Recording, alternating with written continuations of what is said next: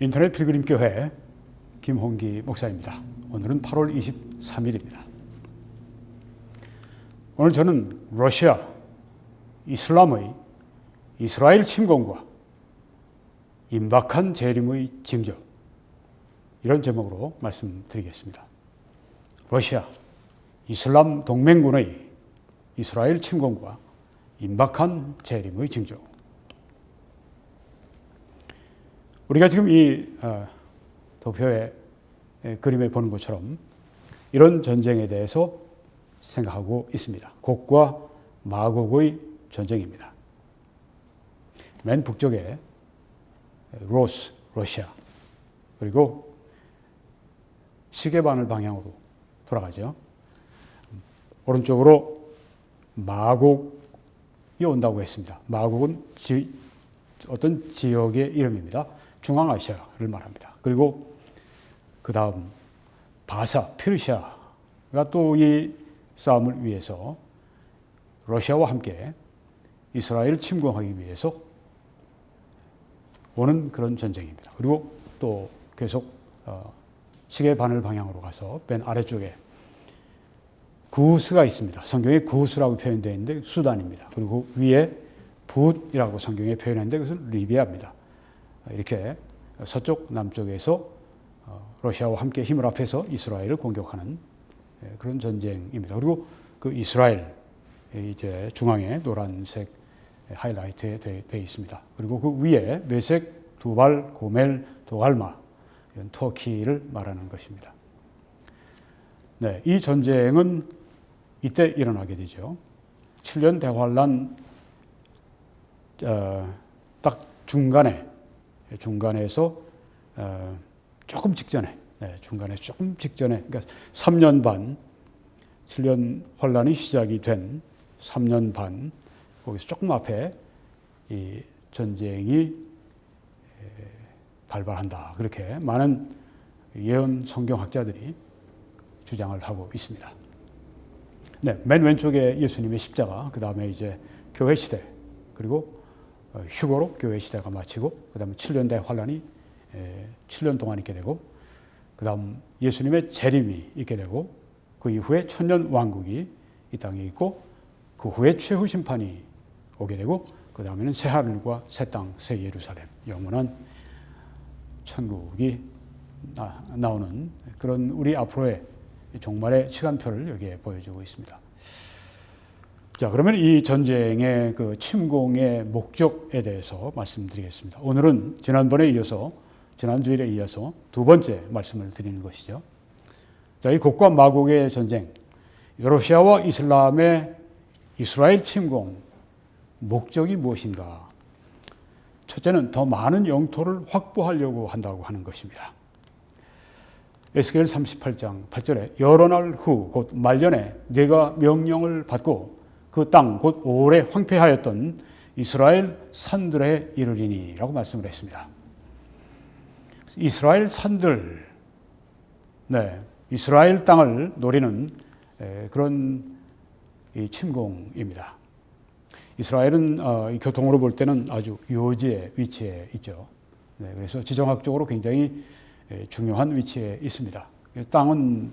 땅덩어리 크기는 적어도 굉장히 지정학적으로 중요한 곳이기 때문에 이 요지를 노린다고 하는 것입니다. 그리고 왜 이렇게 침공하는가? 더 많은 부를 축적하기 위해서 그렇다고 하는 것입니다.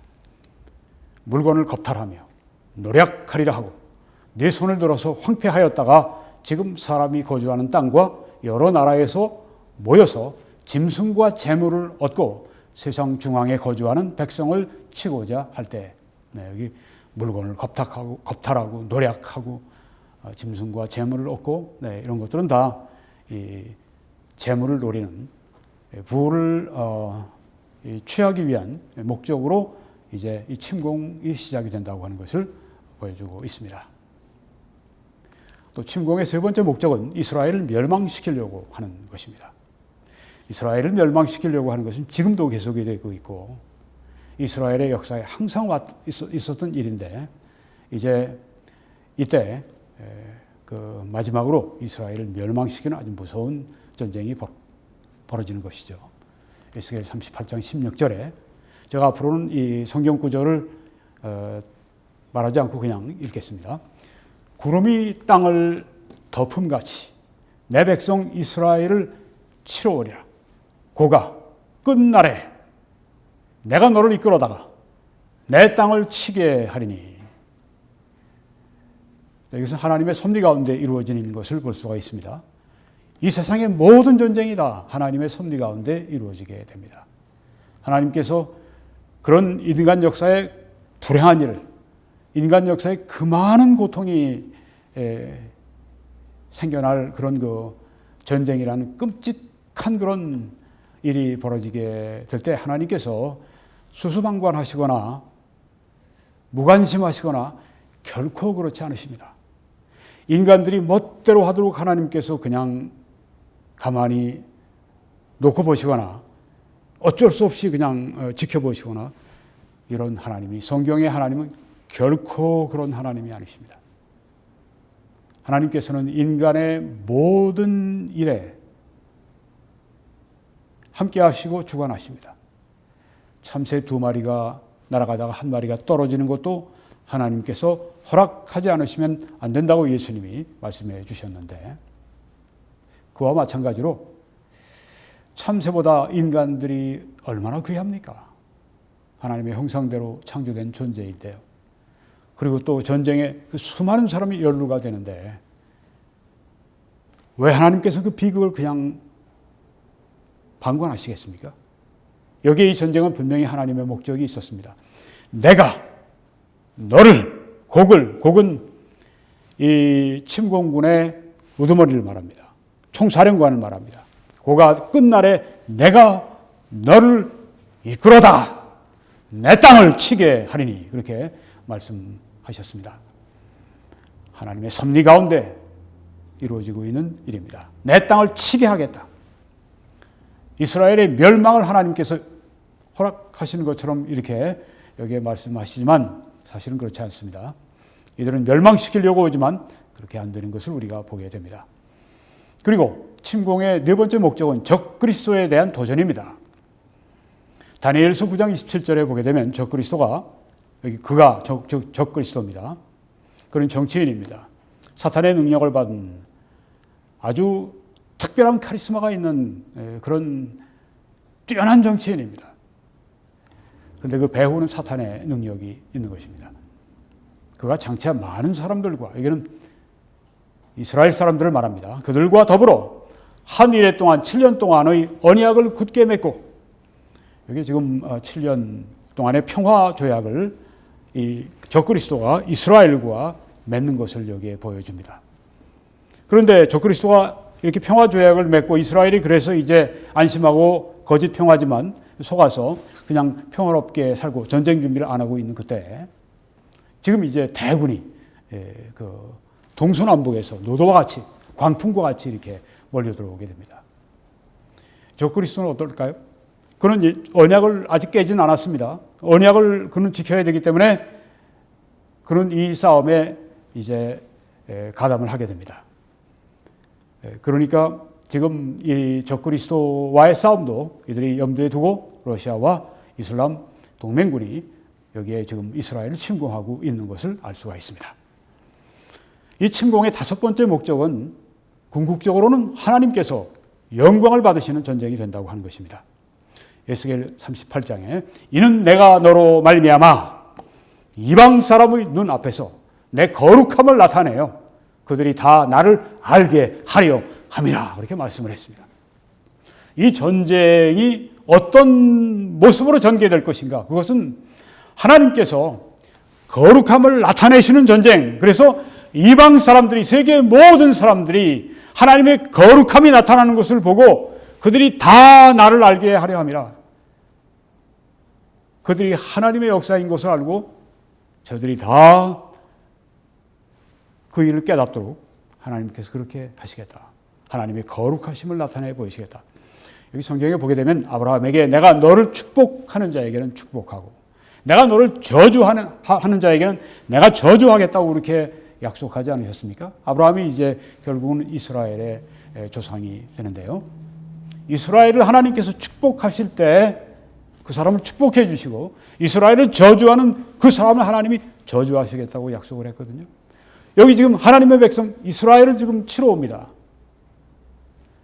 어떻게 될까요? 이들이 저주를 받게 되죠. 하나님의 약속이 살아서 역사하는 것을 사람들이 보게 될 것입니다. 하나님께서 그의 백성에 대한 약속을 지키시고 하나님이 그의 백성을 보호하시는 것을 사람들이 보면서 이스라엘의 하나님에 대한 두려움을 갖게 됨으로 말미암아 하나님이 영광을 받으신다고 여기에 말씀하고 있는 것입니다. 이 전쟁의 그러면 곡과 마곡의 전쟁의 특징은 무엇일까요? 첫째는 이전의 전쟁들보다 훨씬 불리한 전쟁이 된다고 하는 것입니다. 이스라엘은 제가 지난번에 셋이라고 했는데 오늘 수정하겠습니다. 4번의 대규모 전쟁을 치루었습니다. 1948년 5월 14일 독립하자마자 그 다음날 이 아랍군들이 한 6, 7개 국가들이 정규군을 가지고 정규군이 없는 이스라엘을 덮쳤습니다. 어떻게 됐을까요? 총도 제대로 없고 그런 이스라엘이 기적적인 방법으로 싸워서 이겼습니다. 그래서 그때 아랍군을 패퇴시켰고 독립을 시켰고 그리고 1956년에 또 전쟁이 있었습니다. 이것은 수에즈 크라이시스라고 하는데요. 수에즈 운하를 이스라엘 사람들이 이스라엘 배가 지나가지 못하도록 이집트가 막으니까 이제 뭐 아주 그들의 살 길이 막히는 거죠. 그러니까 이스라엘이 전쟁을 하게 된 것입니다.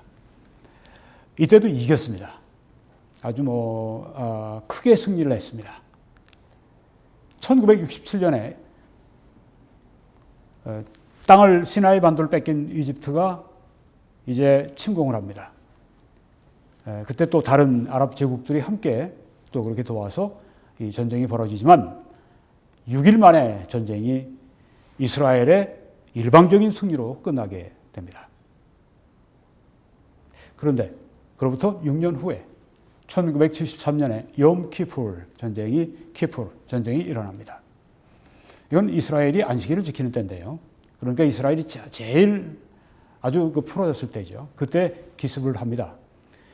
에집트와 그리고 시리아. 에집트는 전쟁에서 졌기 때문에 6년 동안 아주 절치부심하고 전쟁 준비를 아주 열심히 했습니다. 이스라엘은 그때 너무 대승을 했기 때문에 굉장히 나태해졌고 지금 러시아제 무기들을 많이 가져왔고 이집트가 그리고 1967년 전쟁에서 이스라엘의 그 기습 비행기 공습으로 말미암아서 졌기 때문에 이스라엘의 그 비행기들을 떨어뜨릴 수 있는 그런 러시아제 아주 최신의 지대공 미사일들을 많이 갖췄습니다.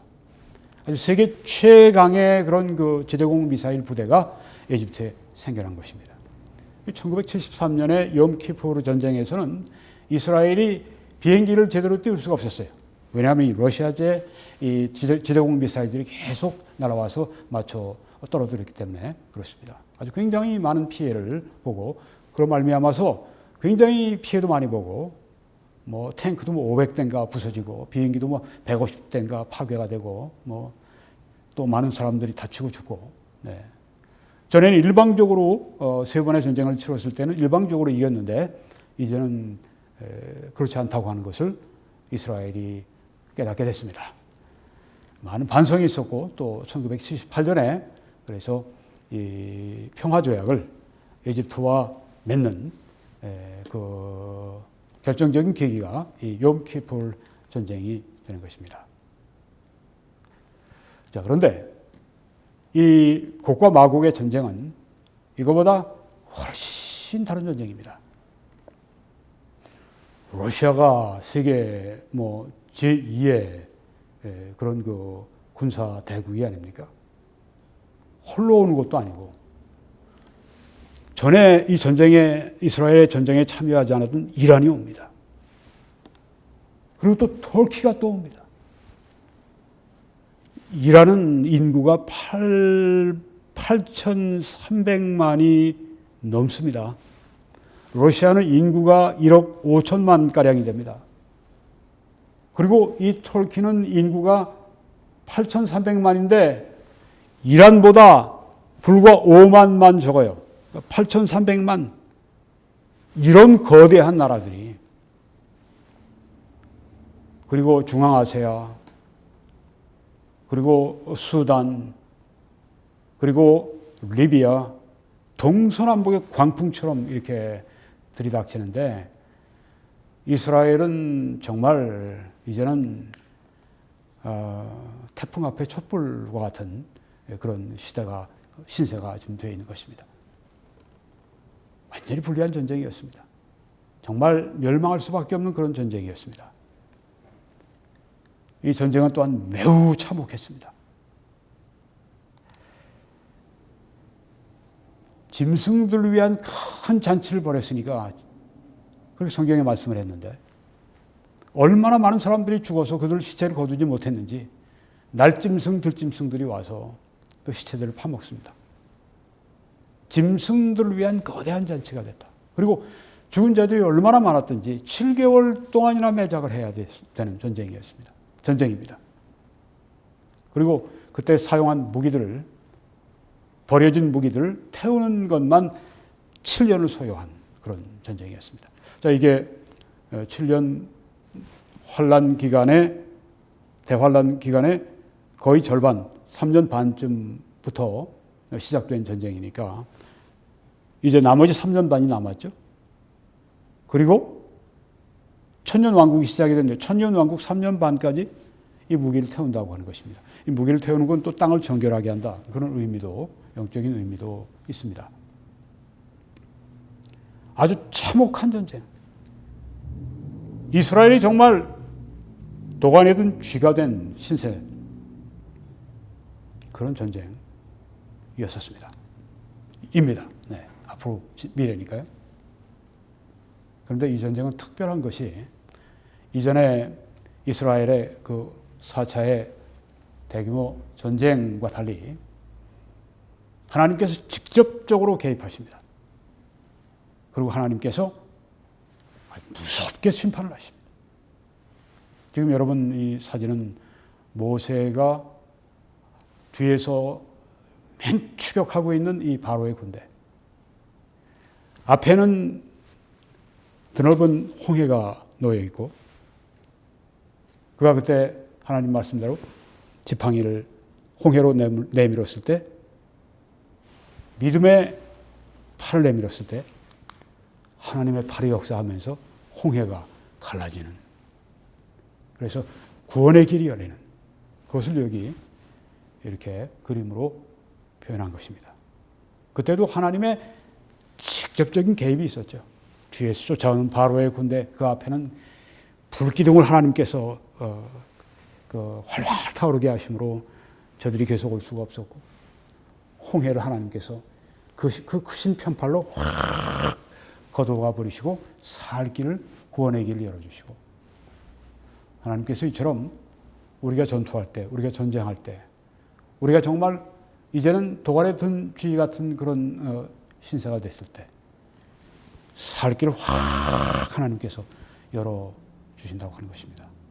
여러분 지금 정말 나는 피할 수가 없다. 난 정말 망했다. 난 죽었다. 이스라엘처럼 그렇게 느껴지십니까? 여러분의 문제보다 우리 하나님은 훨씬 크십니다. 하나님이 여러분의 사는 길을, 피할 길을 분명히 마련하실 겁니다. 하나님이 우리에게 당할 시험만 허락하시고 시험 당할 쯤에 또한 피할 길을 내신다는 말씀을 굳게 믿고 하나님 의지하시고 여러분의 곤경을 이겨나가시기 바랍니다. 네, 그날의 곡이 이스라엘 땅을 치러 오면 내 노여움이 내 얼굴에 나타나리라. 주 여호와의 말씀이니라. 하나님의 그 노여움이, 분노가 하나님의 얼굴에 나타난다. 하나님이 얼마나 지금 분노하고 계시는지를 보여주고 있습니다.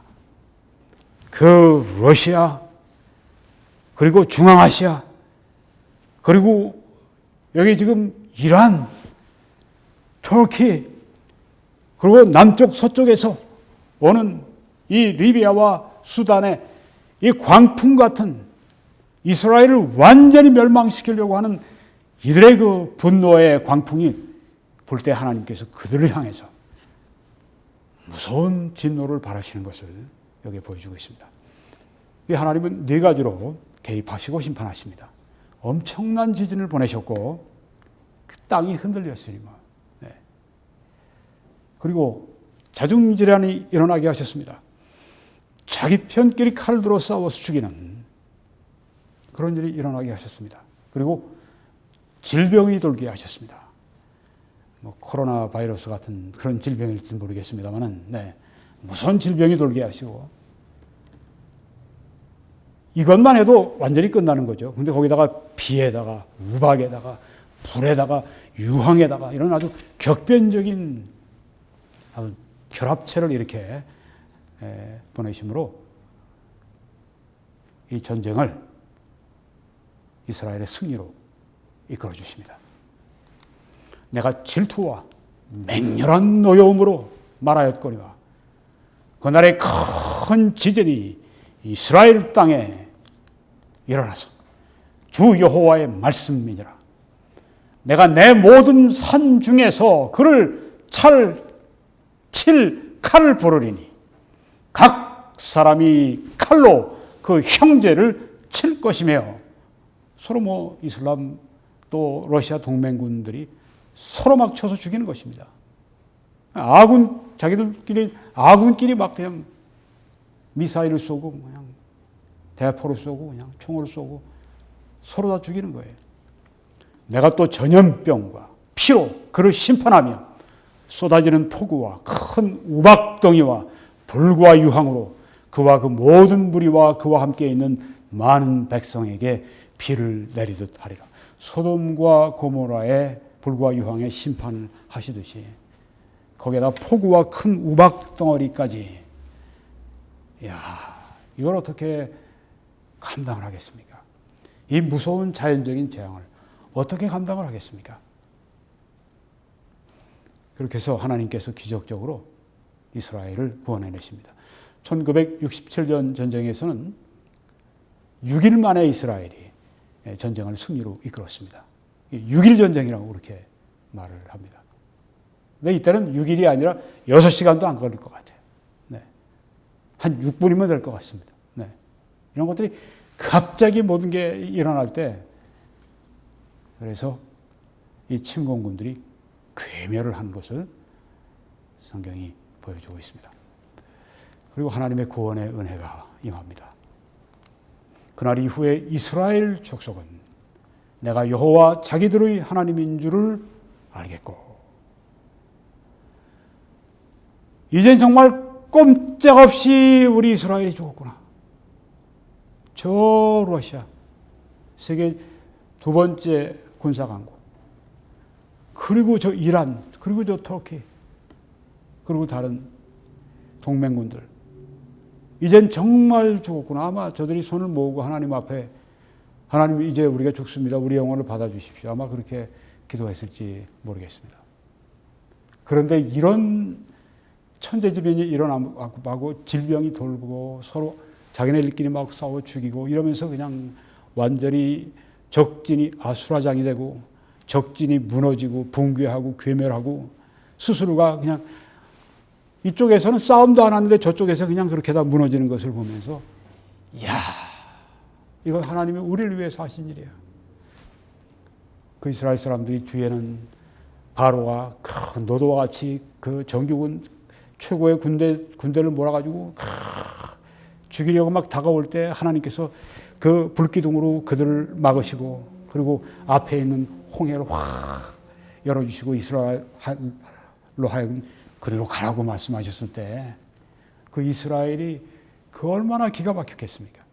그런 동일한 일이 여기 일어나게 되는 것입니다. 그러면서 여호와 하나님, 우리 조상이 섬기던, 다윗이 섬기던, 아브라함이 섬기던 여호와 하나님, 사무엘이 섬기던 여호와 하나님, 엘리야의 하나님, 바로 우리 하나님이십니다. 이렇게 이스라엘이 변화가 된다고 하는 것입니다. 그래서 이런 전쟁이 또한 있도록 하나님께서 허락해 주셨습니다. 그것이 한 이유 가운데 하나라고 하는 것입니다. 때로 이처럼 우리 생활에 정말 온 세상의 마귀가 다 달려드는 것 같고 온 세상이 다 나의 적이 되고 원수가 된 것 같을 때 그때 하나님께서 우리 가운데 이와 같은 방법으로 역사하심으로 그리고 우리를 살 길을 열어주심으로 우리가 하나님은 정말 살아계신 하나님이십니다. 전능자이십니다. 이렇게 우리가 하나님께 신앙을 고백하는 그런 일이 있는 것처럼 여기 지금 그런 역사가 있습니다. 자, 그러면 이제 세 번째, 임박한 전쟁과 종말의 뚜렷한 징후들입니다. 곡과 마곡의 전쟁이 언제 벌어지겠습니까? 아무도 정확한 때를 얘기할 수는 없죠. 그렇지만은 우리는 이 전쟁이 멀지 않았다.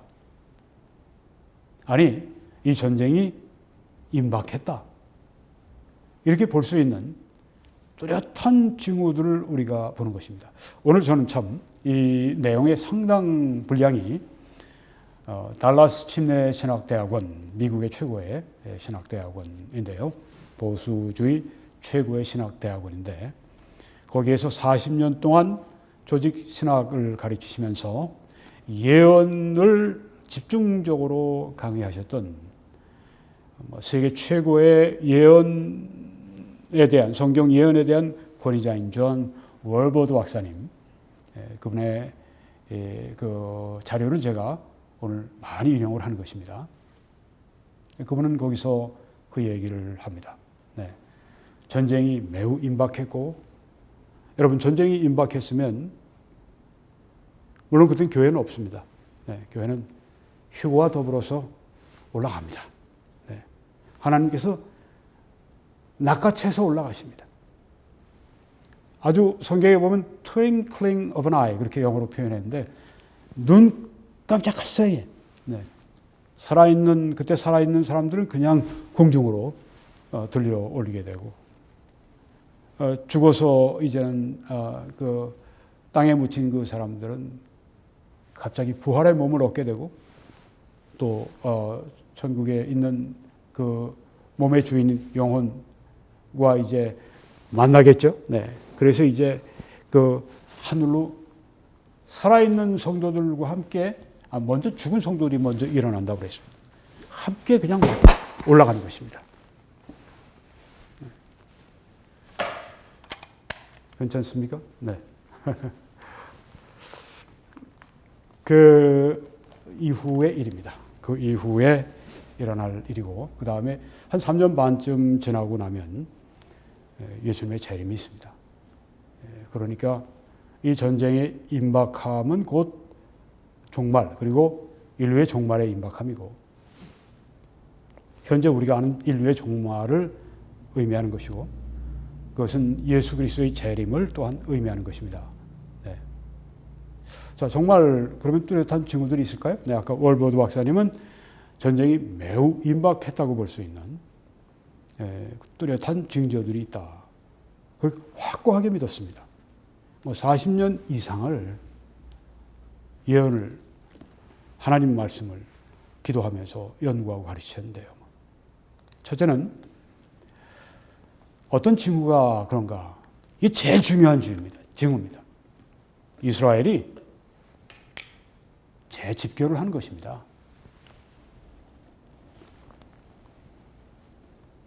AD 70년에 로마의 타이터스 장군에 의해서 예루살렘에 2년 동안 에워싸였다가 결국은 함락이 되면서 아주 잔인하게 예루살렘을 짓밟았습니다. 한 100만 명가량이 죽었다고 그렇게 제가 자료를 보았습니다. 조세포스라고 하는 유대 역사가가 그렇게 말을 해줍니다. 그리고 로마가 본보기를 보이는 것처럼 다 그 세계 각국으로 쫓아버렸습니다. 이스라엘이 사람들이 그 땅에 살지 못하도록. 그래서 흩어진 지 1900년이 지났습니다. 놀랍게도 이 이스라엘이 재집결합니다. 인류 역사상 이런 일이 없었어요. 역사상 처음 일어나는 일입니다. 이스라엘이 재집결했습니다. 자기 땅으로. 기가 막힌 일입니다. 시작은 70년부터입니다. 이스라엘의 유대인 가운데 아주 돈이 많았던 사업가가 거의 죽을 때가 된 거죠. 돈을 주면서 자기 돈을 내놓으면서 시오니즘의 시작입니다. 그때 한참 그 운동이 있었거든요. 이스라엘은 자기 땅으로 돌아가자. 그래서 돈을 기탁하고 그 돈을 가지고 이스라엘 사람들을 이제 이스라엘로 돌아갈 이민자들을 이제 해서 이스라엘의 한 구석에 집을 지어주고 거기에 이제 이스라엘 사람들이 들어가 살기 시작합니다. 그 첫 번째가 1870년입니다. 그러고 나서 이스라엘의 독립이 1948년 5월 14일에 역사적인 독립이 있었습니다. 뒤에 우리가 그 독립을 기념하는 그 사진, 첫 번째,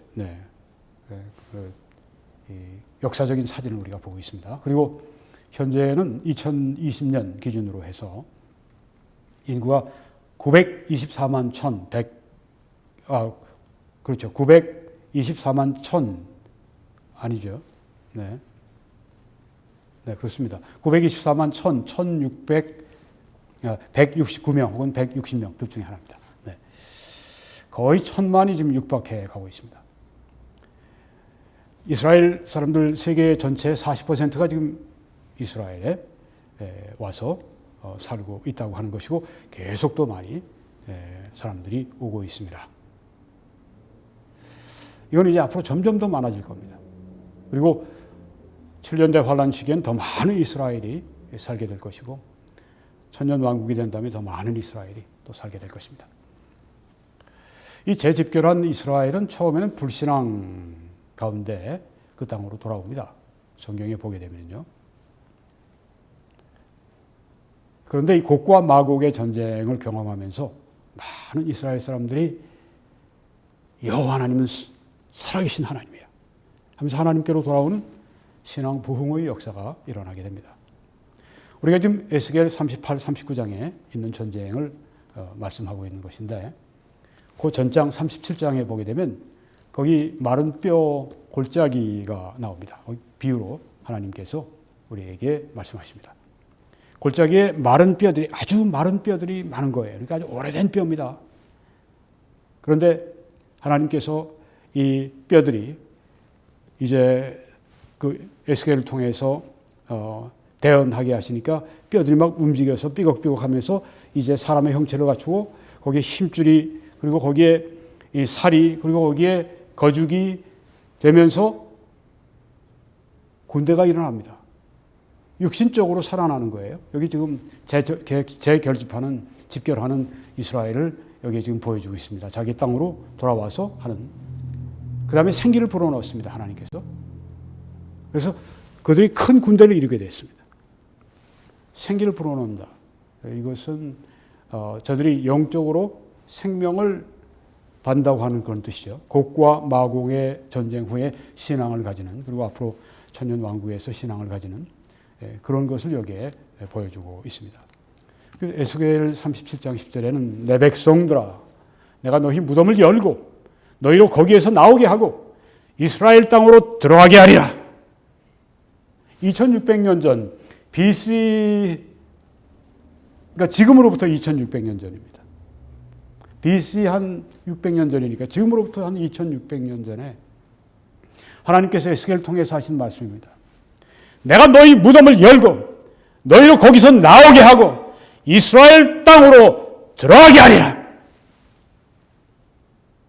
이 하나님의 말씀이 바벨론 땅에서 돌아온 이스라엘을 통해서 먼저 성취가 됐고 그 다음에 지금 1900년 만에 다시 성취가 되는 놀라운 일을 우리가 보고 있습니다. 바벨론 땅에서 돌아오는 것은 불과 70년 만에 돌아왔어요. 그런데 이번에는 1900년 만에 이스라엘 땅으로 하나님께서 그들을 돌아오게 하시는 것을 볼 때 우리는 정말 하나님은 살아계시다. 하나님의 약속은 이루어진다. 이루어진 것처럼 앞으로 미래의 일도 약속대로 이루어진다. 우리가 그렇게 확신할 수가 있는 것이죠. 그리고 또 징후가 있습니다. 이 전쟁이 임박했다고 하는 징후는 이스라엘이 산들을 소유한다고 하는 것입니다. 네. 여러 날 후, 곧 말년에 내가 명령을 받고 그 땅 곧 오래 황폐하였던 이스라엘의 산들에 이르리니. 이 침공군들이 오래 황폐했던 이스라엘, 그 이스라엘의 산들에 이른다고 그렇게 말씀했습니다. 그리고 너와 네 모든 무리와 너와 함께 있는 백성이 다 이스라엘의 산들 위에서 엎드러지리라. 여기 그 많은 수백만일 텐데 그 대군들이 다 이스라엘 산들에서 엎드러진다고 하는 말은 죽는단 말이에요. 쓰러져 죽는단 말입니다. 그러니 7개월 동안 장사를 지내는 거죠. 그 무덤에 땅에다가 묻는 것이죠. 여러분이 보시는 이 사진은 뒤에는 이제 홀몬산이고요. 이스라엘의 제일 북쪽에 제일 높은 산이죠. 2,810m입니다. 백두산보다 한 300m가 높습니다. 왼쪽에 이 지도는 이스라엘이 6.1 전쟁, 1967년 전쟁, 그때 이전의 땅, 거기에는 이제 그 녹색, 그 부분이 이스라엘의 땅이었습니다. 그런데 1967년 전쟁이 끝나고 이스라엘이 획득한 땅을 한번 보십시오. 저 맨 위에 보시면 빨간 원 안에 있는 곳은 골란 고원이라고 합니다. 골란 하이츠. 골란 고원의 그 끝에 거기에 이제 지금 여러분 뒤에 비추이는 사진에 보이는 헐몬산이 있습니다. 저기는 지금 보니까 봄이나 아니면 겨울, 봄인 것 같아요. 봄과 겨울엔 저렇게 헐몬산에 눈이 이렇게 항상 덮여 있어서 거기서 스키도 타고 그런다고 합니다. 저 골란 고원, 저 산, 이스라엘의 산들 위에 이게 산들이 생긴 거예요. 골란 고원은 높이만 1,000m가 넘습니다. 해발. 산지죠, 그리고 그 밑에 웨스트 뱅크라고 하는 지역이죠. 거기에 보면은 그 예루살렘이 전에는 그 서쪽만 좀 이렇게 가지고 있었습니다. 그러니까 산이 거의 없었어요. 그런데 1967년 전쟁 일어났을 때 다 뺏어버렸습니다. 예루살렘을 다 뺐고, 그 다음 그 동쪽까지 뺐고, 그렇게 해서 거기에 사해 있는 데까지 저들이 지역을 다 이스라엘로 흡수해버렸습니다. 그러니 거기에 있던 예루살렘에 있는 성전산, 그건 한 740m 됩니다. 그 다음에 옆에 있는 그 올리브산 있죠? 감람산, 그거 한 840m 됩니다. 그거 다 이스라엘의 산들을 거기서 얻게 된 것입니다. 그 다음에 이제 맨 아래에 그 큰 원은 시나이 반도인데 거기도 산이 많지만 싸움이 거기서 전개될 것 같지는 않습니다. 여러분이 이 사진을 보시면 이쪽 바람이 가는 저쪽으로 들어간 내륙 방향으로 가는 이쪽은 지중해에서 지금 이때 바람이 저쪽으로 들어갑니다. 그러니까 바람이 부는 저쪽 방향은 서쪽이고 반대 방향은 동쪽입니다. 오른쪽은 남쪽, 왼쪽은 북쪽이 되겠습니다.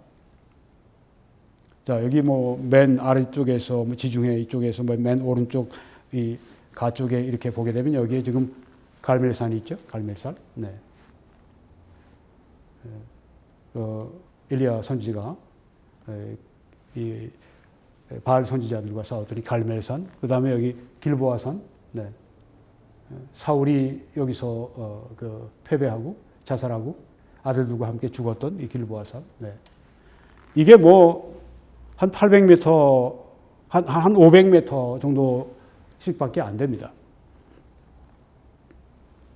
그리고 산들이 그러니까 이쪽에 이 골란고원, 그리고 저쪽에 이 헬몬산, 여기 산지를 확 얻어버린 거예요. 싸움이 제가 볼 때는 여기서 많이 벌어지지 않을까 이렇게 생각이 됩니다. 골란 고원 여기에서는 1973년 그때 욤키푸르 전쟁 때 대규모로 이 땅을 다시 빼앗기 위해서 시리아가 그 전쟁을 걸어왔죠. 네. 에집트는 이쪽에서 전쟁을 걸어왔고 시리아는 이쪽에서 전쟁을 걸어왔고 여기서 이스라엘이 다시 힘겹게 물리쳐 버렸습니다. 네. 이 골란 고원을 좀 완전히 확보를 했어요. 너희 무리가 다 산들 위에 엎드러지리라. 아마 주로 여기에서 많이 이 침공군들이 죽음을 당할 것 같다 하는 그 생각을 하게 됩니다. 자, 이 예언의 말씀이 1967년에 이스라엘의 산들이 이렇게 이스라엘이 소유하게 되는 이런 예언이 성취가 된 것을 우리가 봅니다. 그래서 정말 이 전쟁이 그 임박한 그 징후 가운데 하나구나 이렇게 생각할 수가 있다고 하는 것이죠.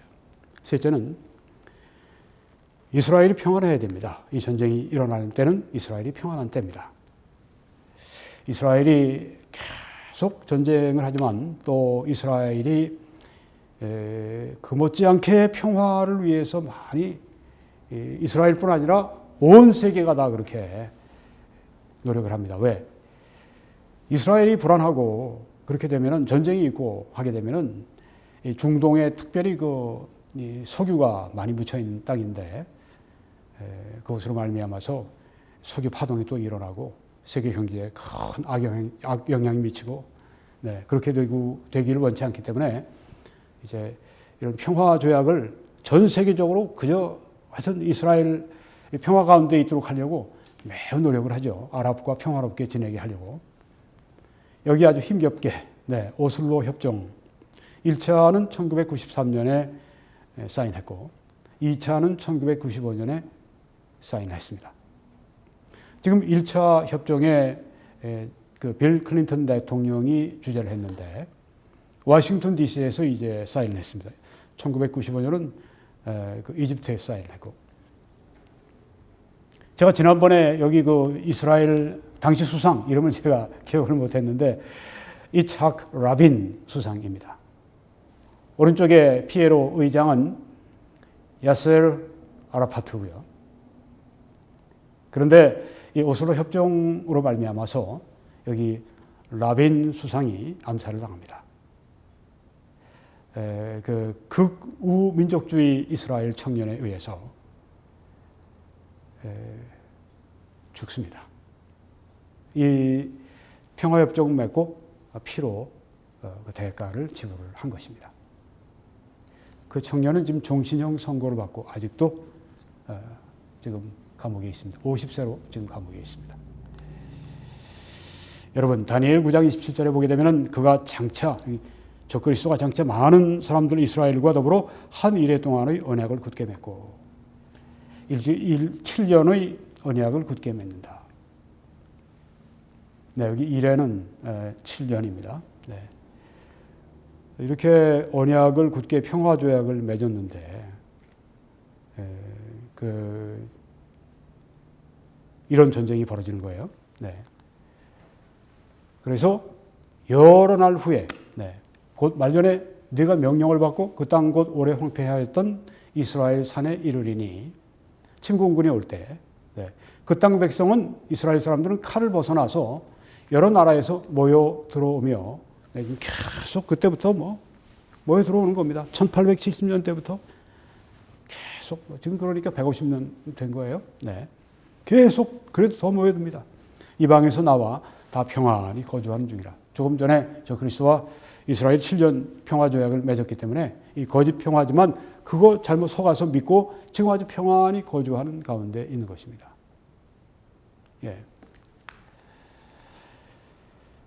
이 세 번째. 그래서 그 이스라엘이 그 평화로운 그때, 아직은 이스라엘이 평화롭지 않습니다. 그렇지만 계속 이 평화를 위한 노력이 지금 진행 중이고 있고, 앞으로 이제 이 평화가 체결될 때, 7년 평화 조약이 체결될 때, 그때 이제 종말이라고 하는 것이죠. 전쟁이라고 하는 것이죠. 네 번째는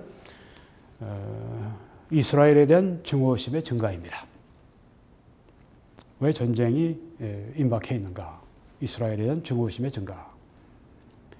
그럼 증오심이 있으니까 이렇게 침공하지 않겠습니까? 특별히 이슬람들은 이스라엘에 대한 그 증오심이 대단하잖아요. 여기 보니까 이란 여자 같은데 Everything about Israel is illegal 이라고 했습니다.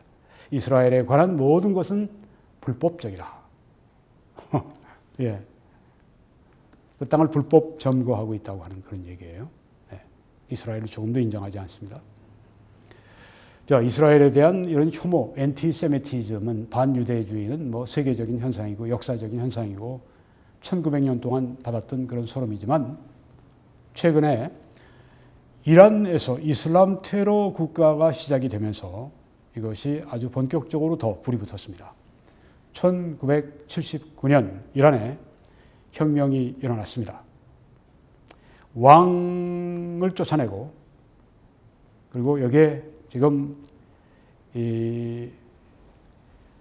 호메이니죠. 네. 호메이니라고 하는 이 이슬람 성직자가 최고의 정치 지도자가 되는 그래서 이슬람 국가 또 이슬람 테러 국가가 됐습니다. 왜? 테러를 지원하는 국가니까. 이란이 반이스라엘 테러 조직을 본격적으로 지원합니다. 그들에게 돈도 대주고 또 그들에게 명령도 지령도 내리고 네. 여긴 지금 헤즈볼라라고 하는 1985년이죠. 네, 그때 생겨난 반이스라엘 반유대주의 테러 조직입니다. 이 사람들 참 무서운 사람들이죠. 네, 레바논에 뿌리를 받고 있고 레바논의 국회까지 입성을 해 있고 이 레바논에서는 이들의 이런 그 무장도 다 법적으로 허용하고 그랬습니다. 그래서 한 10여 년 전에 이스라엘과 아주 대규모 레바논에서 이 헤즈볼라가 전쟁을 벌였죠. 네. 또 그 다음에 팔레스타인 그 가자에 있는 이 하마스 이런 그 테러 조직에 이란이 계속 돈을 대주고 계속 지령을 내리고 사람들도 보내고 그렇게 지금 하고 있습니다. 그래서 계속 이스라엘을 이렇게 미워하는 운동이 퍼지고 있습니다.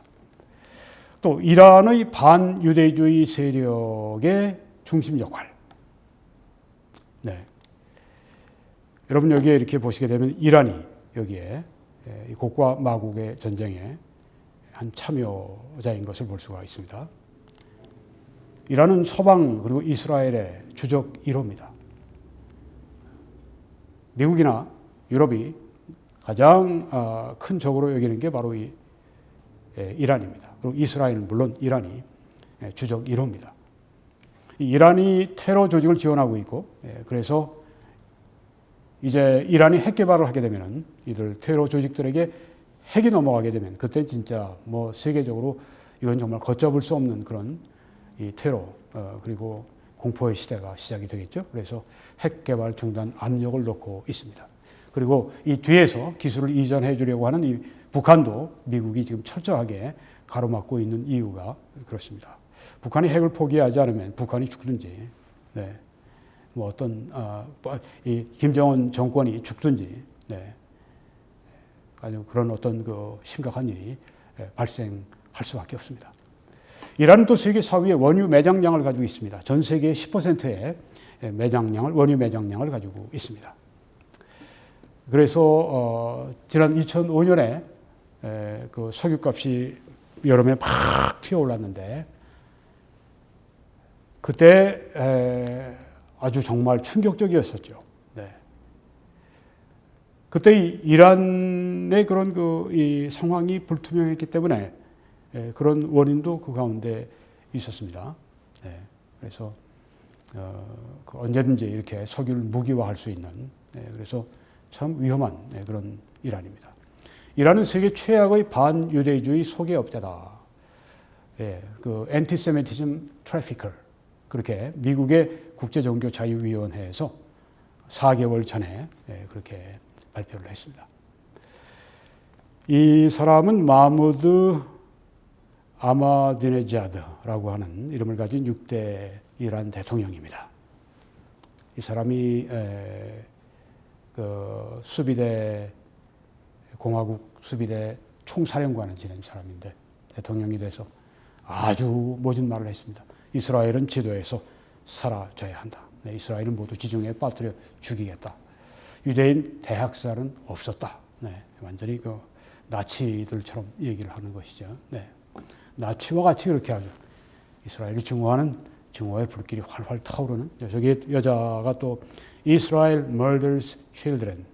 이스라엘은 이 아이들을 죽이는 그런 살인자들이다. 네, 이렇게 피켓을 들고 항의하는 것을 여기에 볼 수가 있습니다. 아주 뭐 정말 불구대천의 원수가 이 아랍과 이스라엘입니다.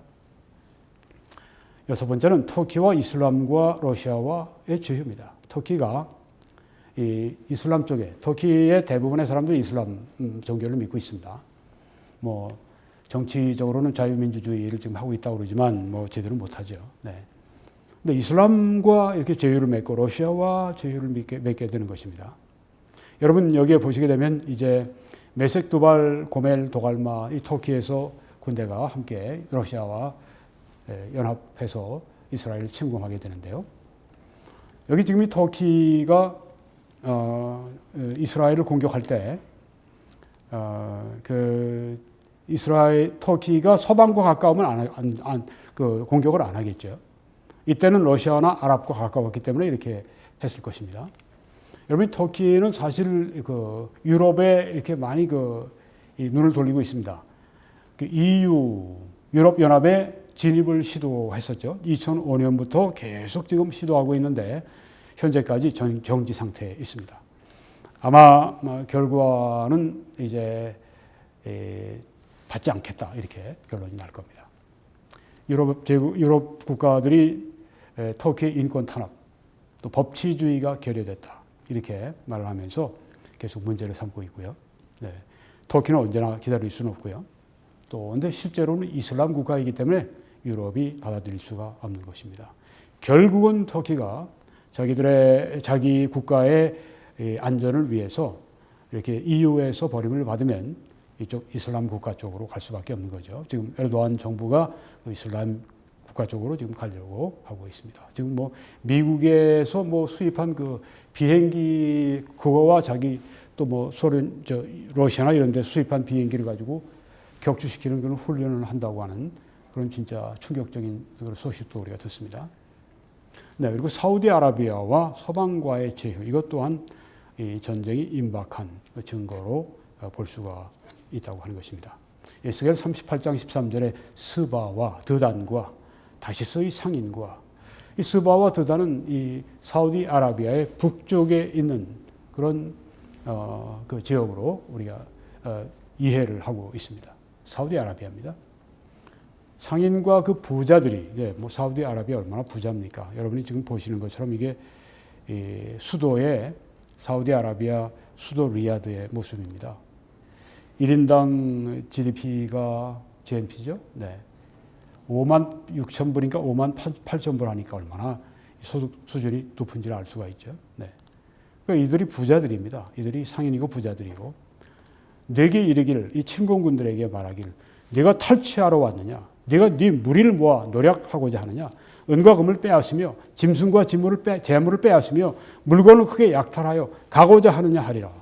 이렇게 사우디아라비아에서 항의를 한다고 하는 것입니다. 러시아와 터키나 이런 침공군들에게 여기 EU와 함께 항의를 한다고 하는 것입니다. 네, 그래서 우리가 이 말씀을 볼 때 지금 사우디아라비아가 서방 쪽으로 있지 않습니까? 미국 쪽으로 가까이 있지 않습니까? 하나만 가지고 얘기하는 게 아니라 지금까지 7가지가 이루어지고 있는 것을 보여주고 있습니다. 마지막으로는 이 러시아의 영광의 재현에 대한 야심입니다. 모스크바의 아주 찬란한 야경을 여러분이 보고 계십니다. 네, 러시아가 곡과 마곡의 전쟁에서 단연 지휘를 하게 될 것입니다. 여기 지금 푸틴이 이렇게 이야기를 했습니다. 2005년 그 국정연설에서 소련의 붕괴는 20세기 최대의 지정학적 참사이다. 아주 가슴 아프게 느끼고 있다고 하는 거죠. 이 푸틴은 본래 KGB, 소련의 비밀경찰 간부였었습니다. 그러니까 소련의 영광을 재현하고 싶은 거예요. 그러니까 독재 국가로 가는 것입니다. 뭐 몇 년씩 쉬면서 이렇게 하지만 종신 지금 대통령 위치에 있는 사람이 이 사람입니다. 이 사람에게 지금 도전하는 사람들마다 다 뭐 약물 중독이니 무슨 뭐 황산 테러니 뭐 칼을 맞느니 뭐 다 죽어가지 않습니까? 바로 2-3주 전이죠. 또 야당 대표가 차를 마시고 비행기를 탔다가 쓰러져가지고 지금 뭐 죽었는지 어땠는지 제가 그 다음에 소식은 지금 모르고 있는데, 네. 이런 독재 국가로 지금 가면서 이 러시아의 예전에 소련의 영광을 찾으려고 한다고 하는 것이죠. 여러분이 보시는 이 지도에 러시아는 맨 위에 있고 중동이 바로 그 옆에 붙어 있습니다. 러시아는 그러니까 중동에 붙어 있는 그런 국가입니다. 그러니까 중동은 러시아의 국가 안보의 핵심입니다. 그러니까 이 중동에 간섭하지 않을 수가 없는 것입니다. 러시아가 그렇게 이란이나 시리아나 이런 데 공을 많이 들이는 이유가 거기 있습니다.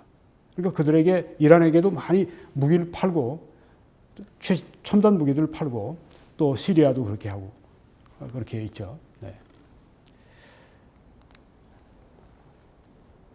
8가지 임박한 전쟁의 징후를 말씀드리고, 마지막으로 간단히 이 전쟁의 종말과 결과를 말씀드리겠습니다.